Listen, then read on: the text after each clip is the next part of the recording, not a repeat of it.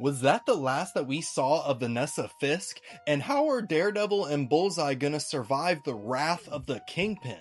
Come talk nerdy with me as we break down episode 5 of Daredevil Born Again. Spoilers ahead. Vanessa Fisk is in critical condition after the attack by Bullseye on the boxing match, and Wilson Fisk is willing to move heaven and earth to find him and Daredevil. And for everyone's sake, they better pray that she stays alive, because Vanessa is the only one that's keeping Wilson Fisk somewhat sane. But if you've seen this episode, you already know how it's gonna go. And while the Fisks are in the hospital, Daredevil and Bullseye are on the run from the task force, who are hell-bent on finding them. But the escape is more challenging than expected because Bullseye is bleeding out and he wants to be left behind because he feels like he deserves judgment for all the awful things that he's done, including murdering Foggy. And the only reason why he's accepting death so easily is because he was able to take out Vanessa Fisk. So in a way, he was balancing out the scales. I get the logic behind that, Bullseye.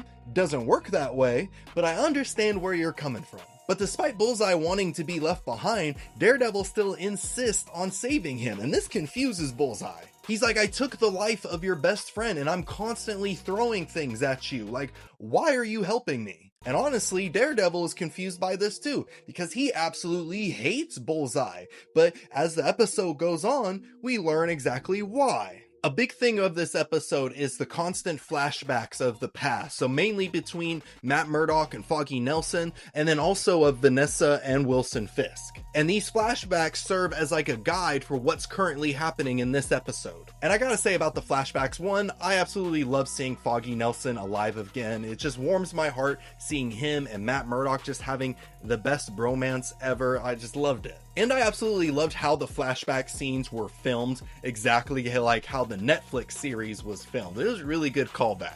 Starting with the flashbacks of the Fisk, it shows Vanessa back in her art gallery days putting out that plain white painting that attracts Wilson. And the flashbacks of Wilson and Vanessa are basically a buildup of how they met and fell in love. And it serves as a reminder that these two, despite how wicked they both are, that they have a genuine love for each other. But unfortunately for the two of them, their greed and their need for more power and control leads to the destruction of the one thing that truly made them happy, which is their love. And then once Vanessa wakes up from her surgery, she's kind of loopy, which, immediately told me like, uh-oh, that's a bad sign. And when she wakes up, Wilson is just overwhelmed with this relief and just love for her. It is such a powerful performance by Vincent D'Onofrio. Like, he's just pouring his heart out, like, let me take care of you. What can I get you? Can I get you food, water, whatever you want?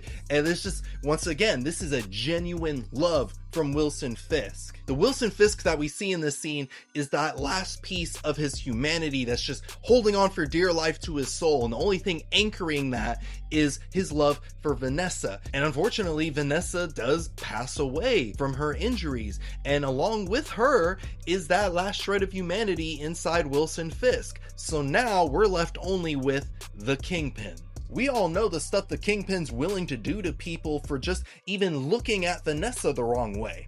Imagine what he's about to do in this rated R series now that she is dead. All I know is he's gonna do some horrible things in these next few episodes, and Daredevil and Bullseye are gonna be in for a world of hurt. Speaking of Daredevil and Bullseye, the two of them are hiding out in that church, and while they're planning their next move, we get flashbacks of Matt Murdock with Foggy Nelson. And like I said earlier, there's parallels between what's happening in the flashbacks to what's happening with Daredevil and Bullseye. Because in the flashbacks, we have Foggy Nelson trying to help his childhood tormentor from getting out of prison, so that way he wouldn't be murdered by, coincidentally, Wilson Fisk's men. And Matt's confused by this because, like, why would you help someone that caused you so much pain in your life? And besides, the dude's a criminal. Like, if he goes to prison and he gets unalived, then, so be it. That's justice. And we see those ideals of Matt Murdock play out in the present when Daredevil just decides like, hey, Bullseye, I'm sorry, I can't save you. And he leaves him in the church. But then when we go back to the flashback, Foggy asks Matt, like, so since you're Catholic, what about second chances? What about redemption? What about mercy? And we learn that Foggy not only helps his bully get out of prison, thus saving his life, but he also gives the bully their savings so he can really have a second chance. And that memory inspires Daredevil to go back to the church to rescue Bullseye, leading to an epic handshake between the two. And this shows how much inner strength Daredevil really has to give mercy to someone like Bullseye. Like, Bullseye is not just some bully who was mean to him. Like, Bullseye legit ruined Daredevil's life.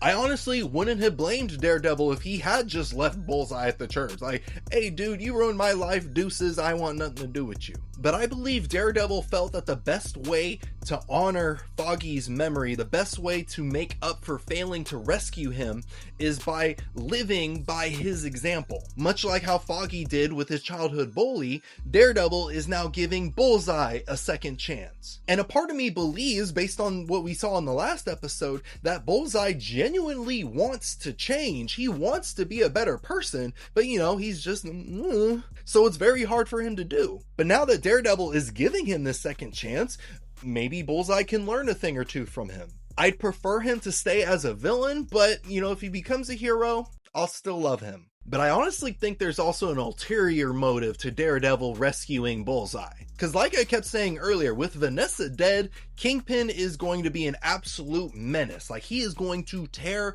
the city apart. He's not going to care who he hurts. He's going to go all out on trying to take out Daredevil and Bullseye.